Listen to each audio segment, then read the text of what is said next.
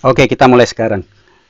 Ini kita masih dalam fase preparation atau persiapan, dan sebelumnya kita sudah membahas mengenai bagaimana menentukan sasaran dan target atau objective and goals, dan kemudian juga kita telah membahas mengenai bagaimana kita memilih target audience beserta segmentasinya. Nah, sekarang kita lanjutkan dengan memilih platform otomasi pemasaran. Sebelum kita berlanjut kepada implementasi, kita terlebih dahulu memilih mana sebetulnya yang pas buat kita. Ya, kita lanjutkan. Memahami kebutuhan Anda. Definisikan tujuan Anda. Apa yang ingin Anda capai dengan otomasi pemasaran? Apakah hanya untuk mengenerate atau menghasilkan prospek, calon pelanggan, atau pembinaan, atau lead nurturing ya dalam hal ini?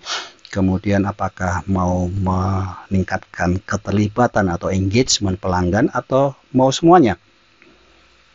Secara detail kita juga sudah bahas waktu kita membahas mengenai menetapkan tujuan dan target ya.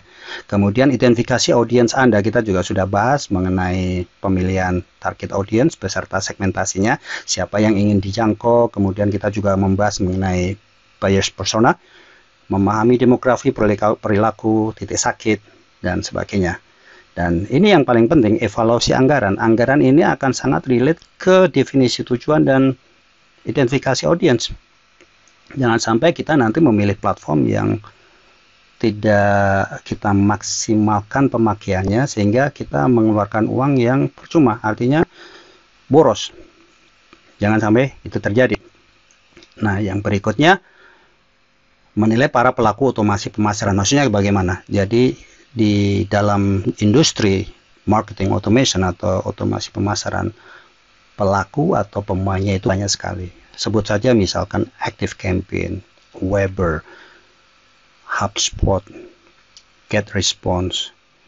Itu yang berbasis software as a service. Kemudian juga ada yang berbasis WordPress. Kita mengenal ada Fluent CRM, ada Grandhawk, ada FunnelKit, dan mungkin juga ada yang lain. Nah, kita harus periksa satu persatu fitur dan fungsionalitasnya. Bandingkan platform berdasarkan fitur penting seperti email marketing, pemasaran email, kemudian penilaian prospek, integrasi CRM, analytics. Kemudian juga prioritaskan, jangan sampai lupa ini, prioritaskan fitur yang selaras dengan tujuan kita.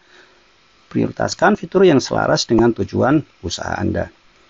Kemudian yang berikutnya, kemudian penggunaan. Kemudian penggunaan ini jangan sampai kita kesulitan dalam penggunaannya karena alur kerjanya yang sulit atau susah untuk dipahami.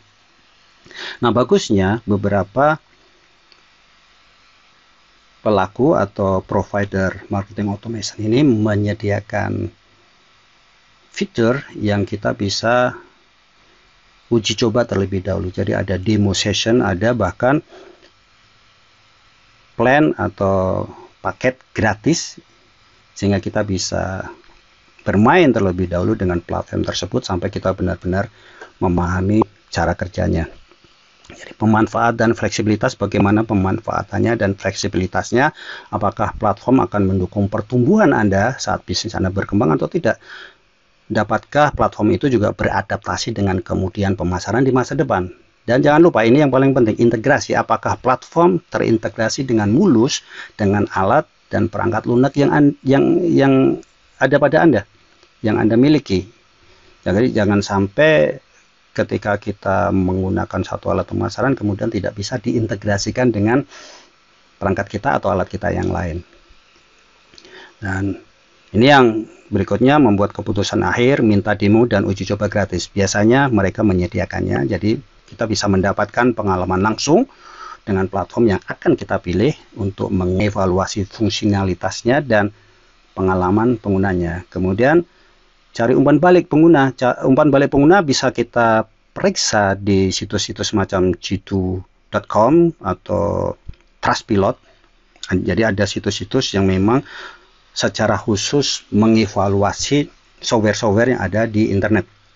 Dan Anda juga bisa cari komunitas-komunitas yang umumnya ada di Facebook grup ya, karena dulu sekali ada Google Group, ada Yahoo Group, tapi sekarang grup pada umumnya ada di Facebook. Dan yang terakhir, prioritaskan nilai jangka panjangnya. Pilih platform yang menawarkan fitur yang kuat, pemanfaatannya, dukungan yang andal, dan bahkan jika membutuhkan investasi awal yang sedikit lebih tinggi nggak jadi masalah. Dan perlu diingat bahwa yang paling bagus adalah platform yang selalu diupdate oleh pembuatnya.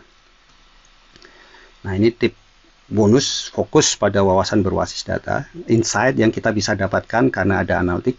Pilih platform yang menyediakan kemampuan analitik dan pelaporan komprehensif untuk melacak kemajuan Anda dan mengoptimalkan kampanye Anda. Kemudian pertimbangkan dukungan pelanggan. Pastikan platform menawarkan dukungan pelanggan yang andal dan responsif untuk mengatasi masalah yang mungkin Anda hadapi. Dan jangan takut untuk bernegosiasi. Kalau Anda sudah cukup besar, Anda bisa bernegosiasi dengan penyedia platform untuk bagaimana rencana yang fleksibel dengan kondisi atau situasi perusahaan Anda. Oke, mungkin itu saja. Yang berikutnya, terima kasih dan selamat beraktivitas.